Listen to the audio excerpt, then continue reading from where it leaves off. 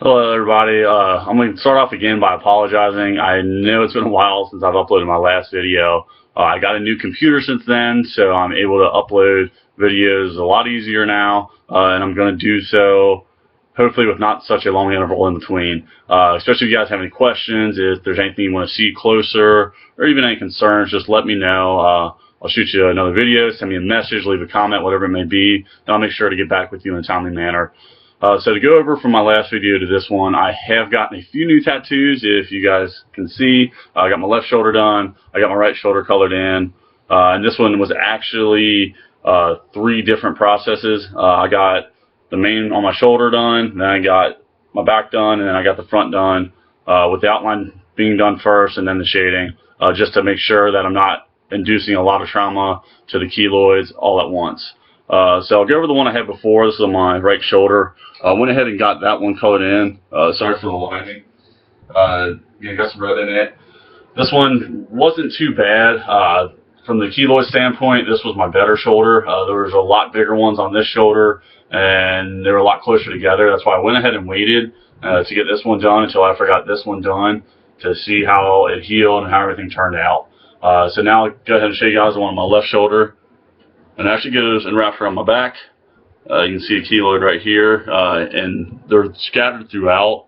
And sorry I can't get a good close-up, but actually with the tattoo, it did exactly what my initial intent was to really cover them. You know, so when you're outside looking in, you can't really even notice. You kind of have to look close to realize they're even there.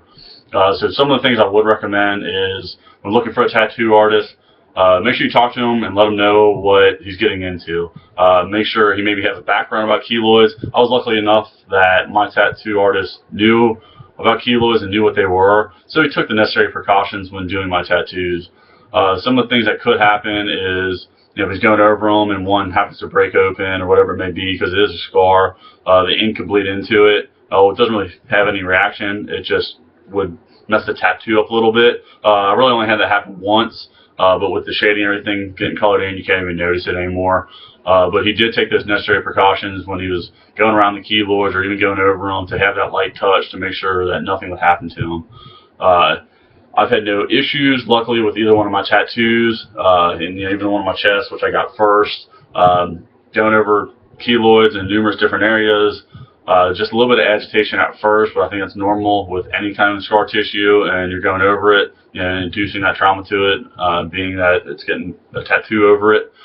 But like I said, you know, I've been lucky enough to have no issues. Another thing is I really haven't had any new keloids even since the time I was probably about 22, so I've gone on about 4 years where I've had no new ones.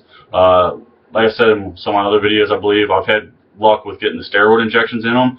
It's where they basically inject every single one. It's helped some of them flatten out, and some of the bigger ones, you know, kind of subside, and you know, they're not as big, like I said. So, like I said, if you guys have any questions, again, I apologize for taking so long to upload a video. But shoot me a comment, send me a message, whatever it may be, and I'll make sure to get back to you. You know, like the video, subscribe, comment. Thank you, guys.